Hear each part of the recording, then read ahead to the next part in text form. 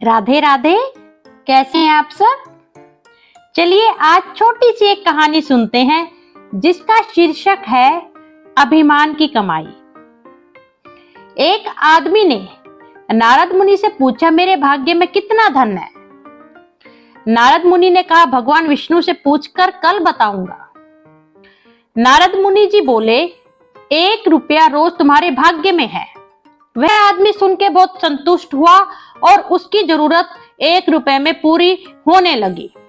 एक दिन उस आदमी के मित्र ने कहा, मैं तुम्हारा सादगी भरा जीवन और तुम्हारी खुशी देखकर बहुत प्रभावित हुआ हूं और मैं अपनी बहन की शादी तुमसे करना चाहता हूं। आदमी ने कहा, मेरी कमाई 1 रुपया रोज की है, इसको ध्यान में रखना और तभी तुम अपनी बहन की शादी मेरे से करना। इसी 1 रुपया में आपकी बहन को गुजर बसर करना पड़ेगा। मित्र ने कहा, कोई बात नहीं, तुम बहुत ही संतोषी हो, मुझे तुम्हारा रिश्ता मंजूर है। अगले दिन से विवाह के बाद उस आदमी की कमाई 11 रुपया हो गई। उसने नारद मुनि से पूछा कि हे मुनिवर, मेरे भाग्य में तो केवल 1 रुपया लिखा था, फिर मुझे रोज 11 रुपए क्यों मिल रहे हैं? नारद मुनि ने कहा, तुम्हारा किसी से रिश्ता सगाई हुई है क्या? हाँ हुई है, उस आदमी ने जवाब दिया। तो ये तुमको 10 रुपए उसके भाग्य के मिल रहे हैं जिसका तुम्हारे साथ विवाह हुआ है। तुम इन पैसों को जोड़ना शुरू करो, तुम्हारे यह बहुत काम आएंगे। नारद जी ने जवाब दिया। कुछ दिनों बाद उसकी पत्नी गर्भवती हुई और उस आदमी की कमाई 31 रुपया हो गई। फिर उसने नारद मुनि से पूछा, हे मुनिवर, मेरी और मेरी पत्नी के भाग्य के 11 रुपए मिल रहे थे, लेकिन अब हमें 31 रुपए रोज मिलने लगे हैं। क्या मैं कोई अपराध तो नहीं कर रहा हूं या मुझे कोई त्रुटि तो नहीं हो गई?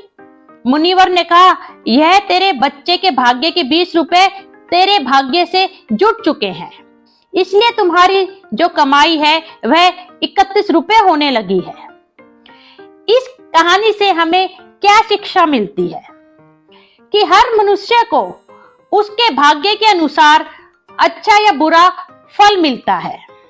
पता नहीं हम किसके भाग्य से धन दौलत और मान सम्मान और अपने घर में एक टाइम का भोजन पा रहे हैं, लेकिन मनुष्य अहंकार करता है और वह हर बात में यह जताता है कि ये मैंने कमाया है, ये घर मैंने बनाया है, मैं तुम्हें खाना खिला रहा हूँ, मैं तुम्हें कपड़े दिला रहा हूँ, यह मैंने कमाया है, मेरी मेहनत है।